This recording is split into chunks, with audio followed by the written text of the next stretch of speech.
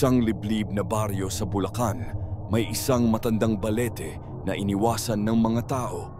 Sabi-sabi, may nakatirang masamang espiritu doon, isang maligno na nag-aanyong tao kapag gabi.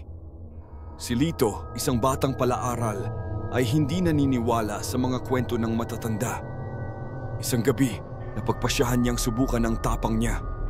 Nagpunta siya sa balete kahit paggabi na at ang liwanag lang ng buwan ang kanyang gabay. Habang palapit siya sa puno, naramdaman niyang lumamig ang paligid. Bigla, isang malamig na hangin ang dumampi sa kanyang batok. Tumingala siya at nakita ang isang babaeng nakaupo sa sanga ng puno. Puti ang kanyang kasuotan at mahaba ang kanyang buhok na tinatakpan ang mukha. Lito. Bulong ng babae sa malamig na tinig, nagulat si Lito. Hindi niya kilala ang babae, pero alam niya ang pangalan niya.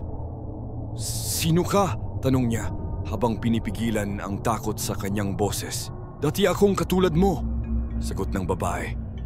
Dahan-dahan siyang bumaba mula sa sanga, parang walang bigat ang kanyang katawan. Nagpunta rin ako rito para patunayan na hindi totoo ang mga kwento. Pero natagpuan ako ng maligno. Bigla siyang napatingin sa babaeng unti-unting nagbabago ang anyo. Ang makinis na balat ay naging kulay abo. Ang kanyang mga matay naging itim na parang walang kaluluwa. Ang kanyang ngiti nagpakita ng matutulis na pangil. Si Lito ay napaatras pero naramdaman niyang may malamig na kamay na humawak sa kanyang balikat. Paglingon niya, isa pang maligno kasing anyo ng unang babae ang nasa likod niya.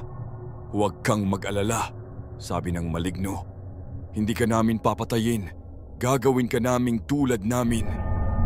Nagsimulang mawalan ng ulirat si Lito.